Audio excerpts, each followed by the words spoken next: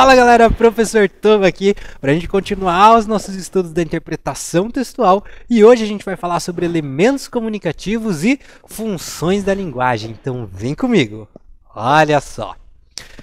Trouxe uma frase, uma citação para contextualizar aqui o nosso cenário, a nossa situação, né? Então olha só, entre o que eu penso, o que quero dizer, o que digo, o que você ouve, o que você quer ouvir e o que você acha que entendeu, há um abismo. É essa frase do ator, cineasta e escritor Alejandro Jodorowsky. É, mas muito verdade, né? Um dos grandes problemas da vida em sociedade é quando a gente precisa se comunicar e não consegue fazer isso da maneira certinha, da maneira adequada, não consegue ser entendido. E aí, o Alejandro, inclusive, pontua vários momentos em que pode haver essa falha na comunicação, né? Porque a ideia que eu vou transmitir ao me comunicar, ela vai passar entre o que eu penso e o que eu quero dizer.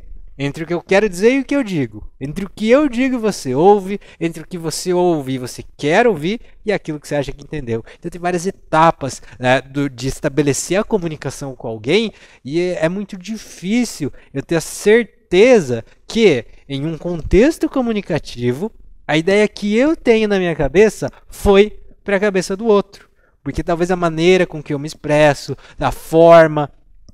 ou até mesmo o contexto comunicativo pode dificultar essa comunicação, né? Às vezes, se você está num lugar com muito barulho, você acaba perdendo uma palavra de escutar alguém falando, ou se você está se comunicando por um meio digital, pode ter uma falha, um ruído, né? Uma conexão ruim, digamos, numa conversa por internet, também gera uma dificuldade de compreensão. Tá certo? Mas o que a gente vai ver hoje é justamente do ponto de vista linguístico, do ponto de vista do estudo da teoria da comunicação, quais são os elementos que fazem parte dessa comunicação e qual é a função da linguagem, né? Os diferentes propósitos que eu tenho ao me comunicar, ao realizar esse processo de comunicação. Então começa, para você entender, com uma situação exemplo, para a gente trabalhar elementos da comunicação. Então eu botei um menino conversando com uma menina e o menino diz: "Oi Ana, eu estava preocupado com você. O André conversou comigo sobre seus estudos. Você quer sentar e fazer um planejamento?" Beleza, ó, uma situação comunicativa, né, em que um está falando para o outro e eu posso analisar o que está acontecendo aí para ver o que são esses elementos da comunicação. Certo? Então, como teoria, quando eu vou estudar os elementos da comunicação, eu começo com algo que se chama emissor. Emissor, nesse caso, é o menino, né, que é quem está emitindo uma mensagem, quem está transmitindo a informação. Essa informação deve chegar até o receptor, que é o ouvinte ou o leitor, quem vai receber aquela mensagem. E se o emissor está enviando uma mensagem, o receptor está recebendo essa mensagem, um outro elemento da comunicação é a mensagem, que é aquilo que é transmitido do emissor para o receptor, certo? Até aí tudo bem, bem tranquilo. Se você pensa na comunicação, tudo faz sentido. Você tem que ter alguém para que esteja comunicando, alguém sendo comunicado e algo que é comunicado, né? Emissor, receptor e mensagem. Mas nós também estudamos e observamos outras três coisinhas na comunicação, que é referente. Referente é o assunto. Então, a mensagem, né, pela estrutura linguística, vai ter várias palavrinhas e ideias encadeadas, mas tudo isso vai formar uma unidade que tem um objetivo, tem um referente, que é o assunto, o teor, o conteúdo daquela mensagem. Eu vou chamar isso de referente. Eu tenho um código, que é aquele sistema de signos que eu utilizo para a comunicação de um para outro, né? Aquela ideia de linguagem. Linguagem é um conjunto de signos convencionados, então aí eu tenho esse código que eu vou poder utilizar para a comunicação. E eu tenho também o canal, o meio pelo qual a minha mensagem vai circular. Então, olha só, nesse exemplo, o emissor é o menino, receptor é a menina, a mensagem é toda a fala que eu li anteriormente, referente, bom, ele está falando sobre os estudos da Ana, então referente é os estudos, ou quem sabe o planejamento dos estudos da Ana, mas eu sei o referente, é o assunto. código, língua portuguesa, né, a língua falada do português, e o canal, nesse caso, o som, né, o som ou o ar pelo qual o som se propaga. Vamos tentar olhar esses mesmos elementos numa outra situação, num outro contexto? Então vamos lá. Olha só, agora a Ana está conversando com o menino. Então o menino vai virar receptor e a menina vira emissor, ou emissora no caso. E ela mandou uma mensagem para ele pelo celular, falou: Oiê, sobre aquele planejamento de estudos, tenho mais dificuldades com exatas e gramática. Podemos aumentar as horas reservadas para essas matérias? E aí, eu tenho também aqui, ó, a mensagem, que é tudo isso aqui. Essa mensagem também tem um referente, que é o planejamento de estudos, a dificuldade de exatas e gramáticas, a questão de aumentar as horas para cada uma delas. Tudo isso é o referente ao assunto. O código, língua portuguesa, só que dessa vez a língua escrita, porque o meio é escrito, e o canal, celular, aplicativo de comunicação. É por onde a mensagem se propaga, vai ser o meu canal. Bem tranquilo? Então, ó, os meus 6 elementos da comunicação estão aí. Alguns estudiosos dividem esses mesmos elementos em um modelo mais simples. Por quê? Porque essa ideia de trocar o lugar de quem é emissor e receptor em uma conversa, que é um processo comunicativo, vai acontecer muito, né? Um é emissor, depois é receptor. Aí muda para emissor, muda para receptor. Então é mais prático enxergar isso como interlocutores, tanto um quanto o outro. E aí quem observa sob essa óptica coloca tudo isso como interlocução. Então você pode ter emissor, receptor, mensagem referente, código e canal, ou você pode ter os interlocutores e a interlocução. É um sistema mais simples, mas refere-se à mesma coisa quando eu penso no estudo linguístico. Fechou? E aí, então, tem os meus elementos de comunicação. Vou voltar para a nossa situação hipotética anterior para a gente conversar sobre uma outra situação que também envolve esses elementos de comunicação, que é, quando eu olho para a mensagem, tá? Essa mensagem ela é composta de diversos trechos, vários pequenos pedacinhos de frase. E eu posso, inclusive, separar eles, porque dentro da minha mensagem, dentro do que eu conheço como referente, eu sei que eles têm funções diferentes. Então, olha só, observa isso aqui. Ó. Primeiro, Oi, Ana. O trecho Oi, Ana não está falando do meu referente da mensagem como um todo, porque a mensagem como um todo, o meu referente é o planejamento de estudos. Então, para que você começa falando Oi, Ana? Por que você não fala o planejamento de estudos nananana? Ah, é por uma questão de educação, né? Porque a gente começa cumprimentando as pessoas. Verdade, tá? Também é uma questão de educação. Mas, você já deve ter visto situações em que, por exemplo, numa escola, o professor aplica a prova, e daí na aula seguinte, quando ele pisa na sala de aula, já vem aquele montoeiro de aluno. E a prova, e a prova, e as notas, e não dá nem bom dia, nem nada, né? Bom, além da educação que está envolvida em você começar cumprimentando a pessoa, olhando do ponto de vista da linguística, também é muito importante esses inícios, esse bom dia, tudo bem com vocês? Fala galera! E aí turma? Oi Ana?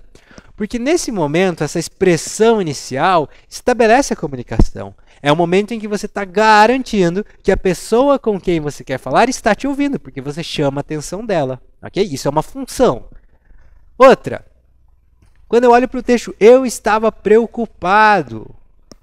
Agora ele não está mais testando a certeza de que ela vai ouvir. Não, ele já está afirmando. E está afirmando algo que não tem a mesma relação com aquela ideia do referente, que a gente sabe que o referente da imagem é o planejamento de estudos. Ele está falando de si mesmo, do seu sentimento, né? Eu estava preocupado.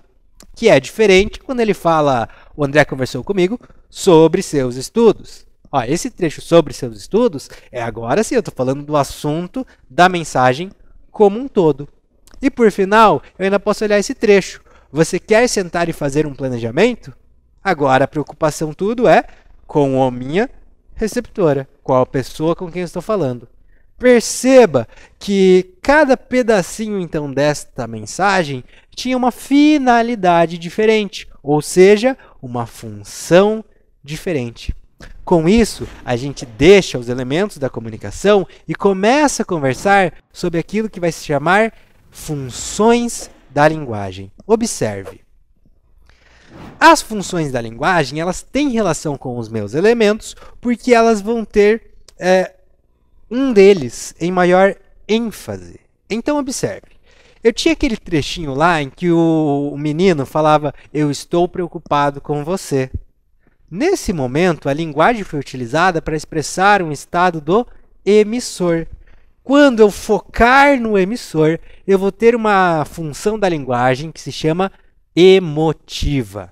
É a linguagem emotiva. Ah, porque fala de emoções? Muitas vezes sim, mas principalmente porque ela aborda, naquele momento, a sensação do emissor. Ela coloca o emissor no centro do que está sendo comunicado. E essa é uma função da linguagem, falar sobre si mesmo. Aquela ideia de expressar, certo? Vamos ver uma outra possibilidade? Lembra ali no final da fala, quando ele falou: você quer sentar e fazer um planejamento? Agora eu estou questionando ou induzindo, sugerindo uma ação do meu ouvinte. Ou seja, eu estou colocando foco no meu receptor. E a função da linguagem que coloca o foco no receptor, eu vou chamar de apelativa. Está fazendo um apelo para aqueles que ouvem quem está falando, usando essa função da linguagem. Pode ser que eu tenha um foco na própria mensagem, eu queira colocar mais ênfase nela, e aí eu vou chamar esta linguagem de linguagem poética. Pode ser que eu tenha uma preferência maior pelo assunto em si, como é quando aquela ideia de falar sobre os estudos, e quando eu falo dos assuntos do meu referente, eu vou ter a função referencial. Pode ser que eu utilize meus códigos e esse código seja o assunto da mensagem. Olha só, eu estou usando a linguagem para falar do código da linguagem. Isso tem um nome, se chama metalinguística, função metalinguística. E por final, eu posso ter uma função da linguagem para testar o canal, como aquele Oi, Ana, né? Para garantir que ela está me ouvindo, já que eu vou falar com ela com sons, eu faço aquele Oi, Ana. E aí eu tenho uma função da linguagem de testar o canal comunicativo, eu chamo esta função de função fática.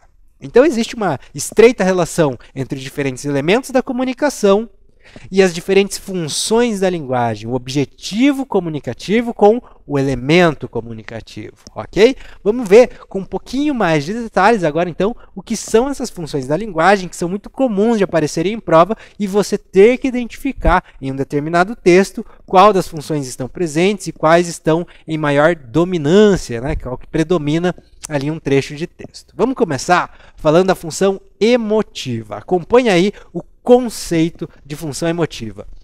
A função emotiva ou expressiva, outro nome para ela, caracteriza-se pela subjetividade, pela mensagem que tem como objetivo emocionar.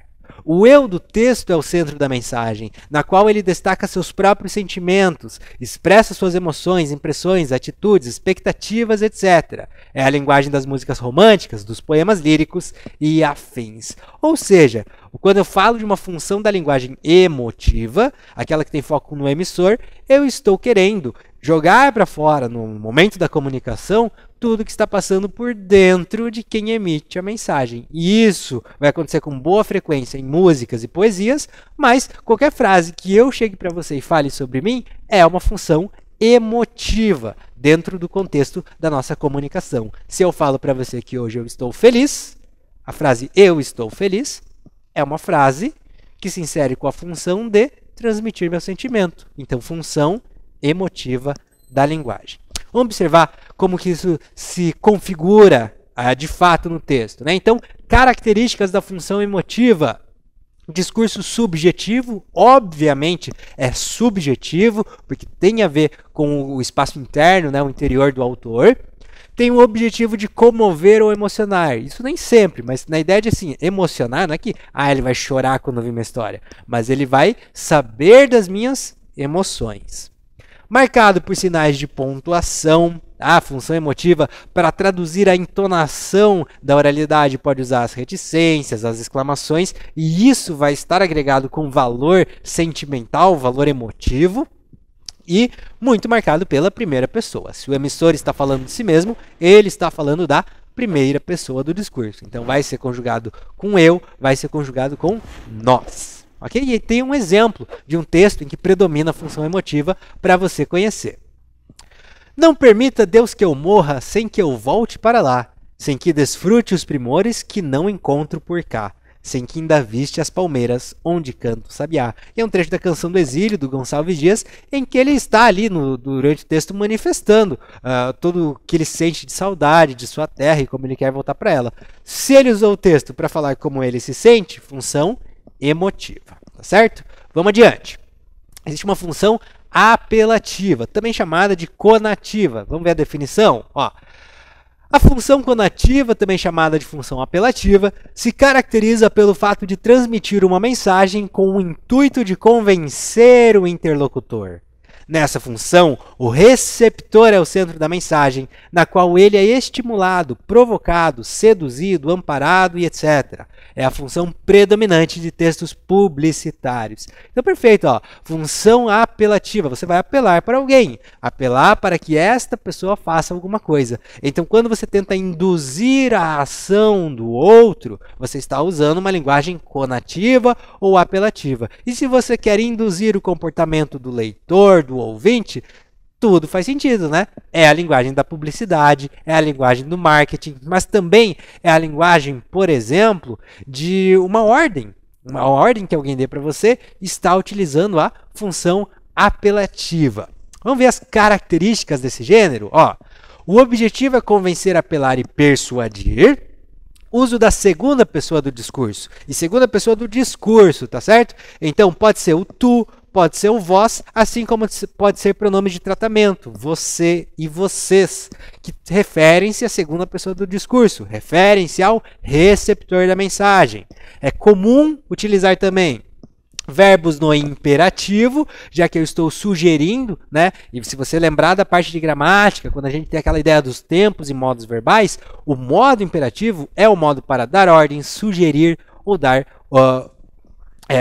convencer alguém a fazer algo, né? Você incitar alguém a fazer algo.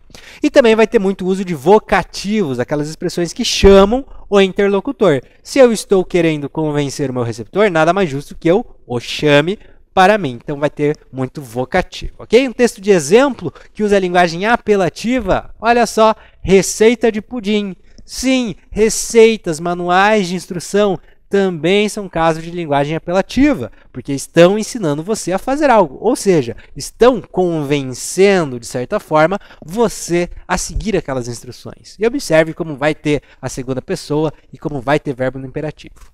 1.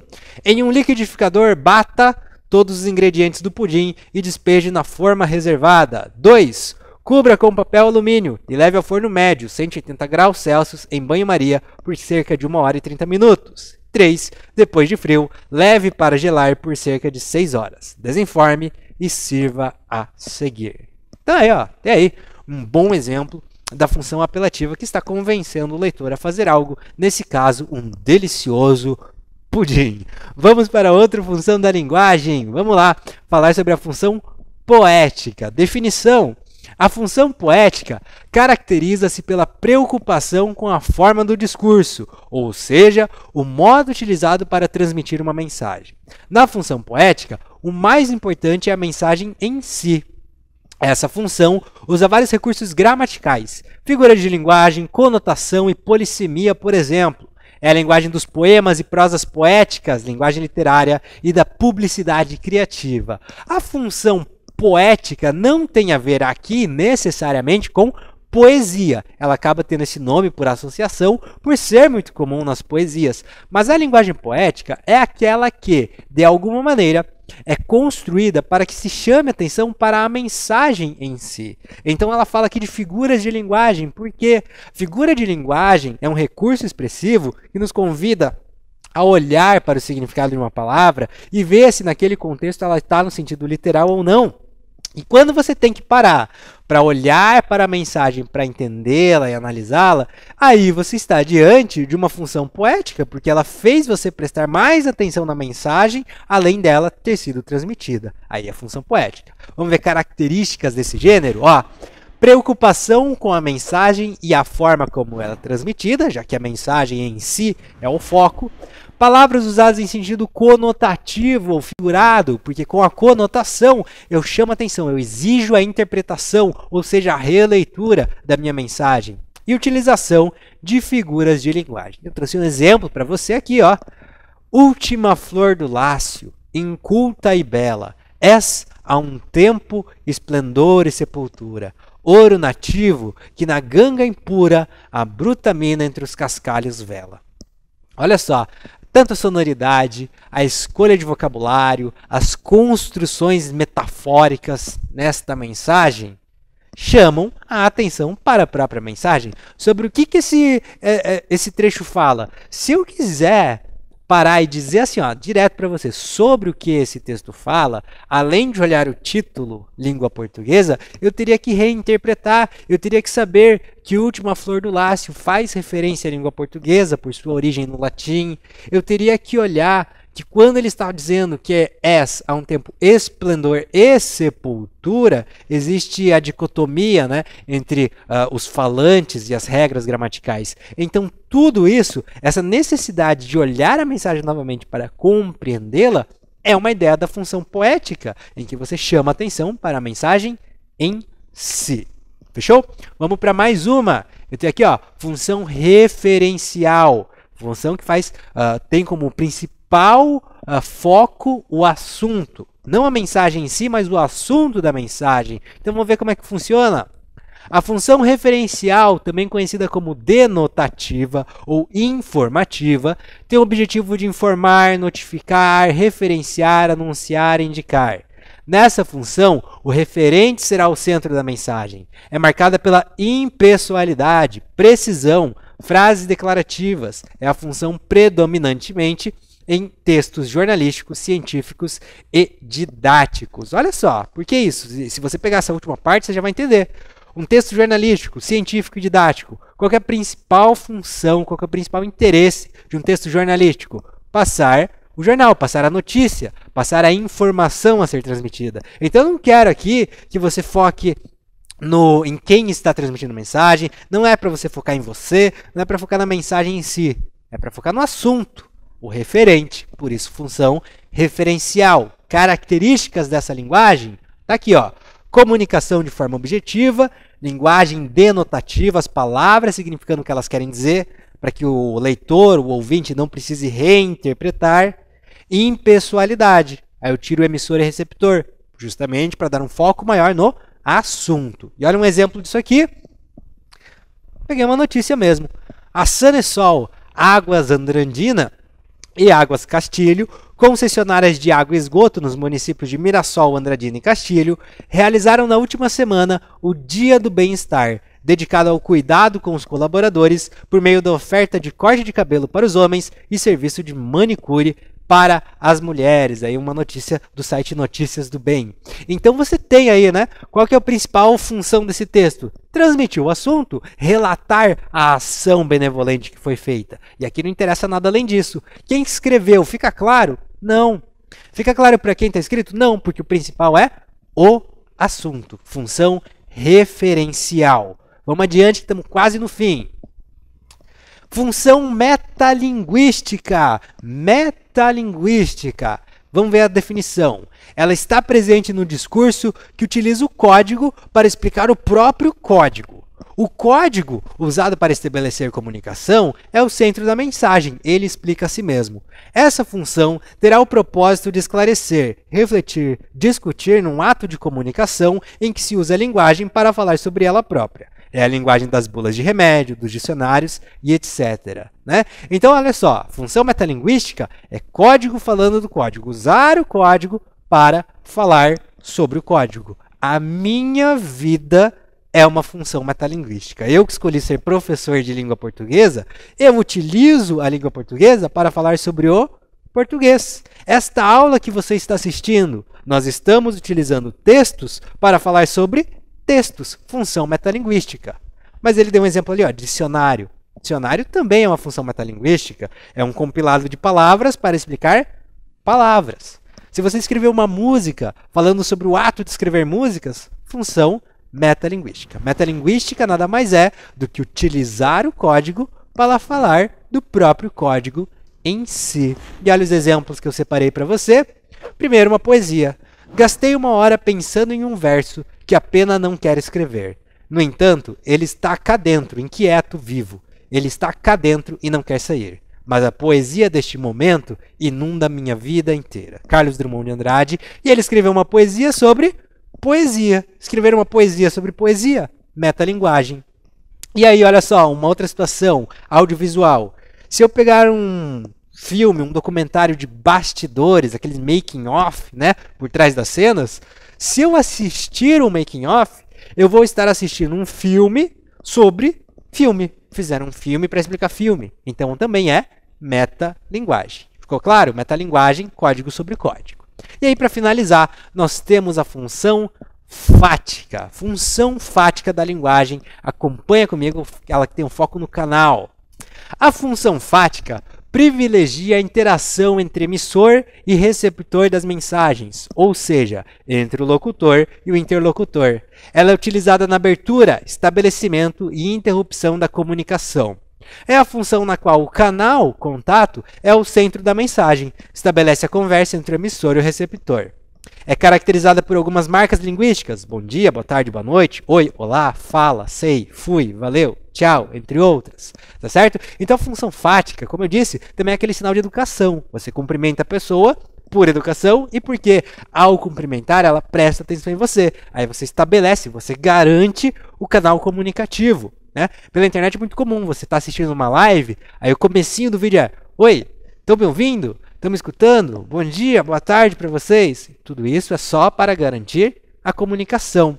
Se você já viu alguém preparando teste de som, né, em um evento, e ele começa lá, 1, 2, 3, testando, é função fática da linguagem.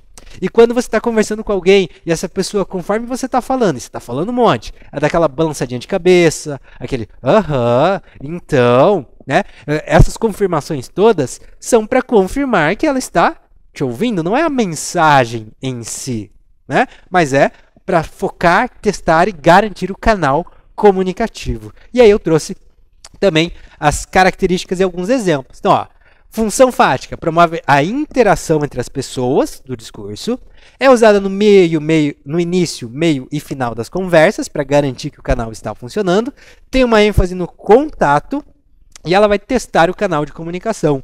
E os exemplos que eu trouxe são bem moderninhos para você entender como que funciona. Então eu tenho, por exemplo, emoji. Sabe quando você não quer responder, a pessoa não sabe o que responder? Não sabe o que responder, aí você manda emoji. Joinha, ou aquela piscadinha, né? Um sorrisinho.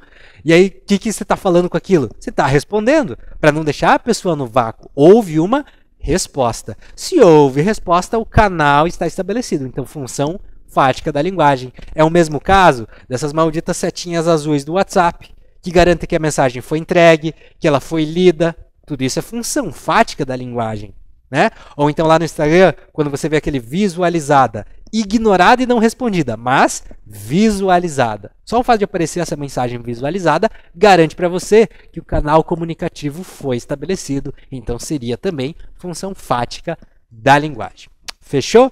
Vimos então elementos da comunicação, vimos diferentes funções da linguagem. Vamos ver como é que isso aparece em questões? Olha lá. O texto seguinte é de natureza poética. Nele, qual a função secundária da linguagem? Thomas, você está falando de função da linguagem e aparece duas numa só? Sim, lembre do exemplo que iniciou a nossa conversa sobre funções. Eu peguei aquele balãozinho e cada parte da fala tinha uma função diferente. Inclusive, um bom exercício para você é, será que você consegue voltar naquele balão e identificar a função de cada trecho destacado? Porque a fala em si, ela vai utilizar todas as funções da linguagem em diferentes graus, em diferentes níveis. Aí cabe a nós reconhecermos qual é predominante. Então ele já falou, este aqui tem uma natureza poética, aquela que bota atenção na mensagem em si. Mas além disso, o que tem? Vamos dar uma olhada. Lutar com as palavras é a luta mais vã. Enquanto lutamos, mal rompe amanhã. Lutar com as palavras.